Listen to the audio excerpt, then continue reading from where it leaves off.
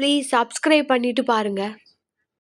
Hi guys, subscribe பண்ணிவிட்டு like பண்ணிவிட்டு comment பண்ணிவிட்டு பாருங்கள். இன்றைக்கி உங்கள் வீட்டில் என்ன லஞ்சுன்றதை கமெண்ட் பாக்ஸில் சொல்லுங்கள்.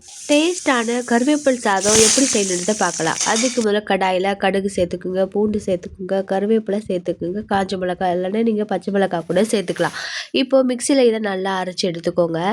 அதுக்கப்புறமா தனியாக கடாயில் உளுந்து, கடுகு, ஒரே ஒரு பச்சை மிளகாவோ இல்லை காஞ்ச மிளகாய் சேர்த்துக்குங்க. அப்போ தான் நல்லாயிருக்கும். அதுக்கப்புறமா அரைச்சி வச்சுருக்க விழுதை சேர்த்து நல்லா வதக்குங்க. அதுக்கப்புறம் மஞ்சள்தூள் தேவையான சேர்த்துக்குங்க, உப்பு தேவையான அளவு சேர்த்துக்குங்க. இப்போ நம்ம சாதத்தை கலரும் போது ஒரு முக்கியமான ஒரு பாயிண்ட் இருக்குது, அதுதான் என்னன்னு சொல்கிறேன்.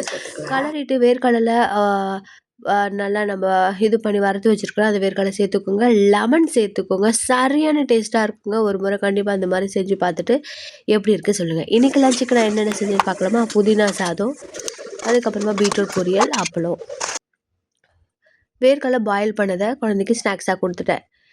நீங்கள் இன்றைக்கி என்னென்ன செஞ்சீங்க லஞ்சுக்குன்றதை சொல்லுங்கள். சப்ஸ்கிரைப் பண்ணிவிட்டு பாருங்கள். தேங்க்யூ.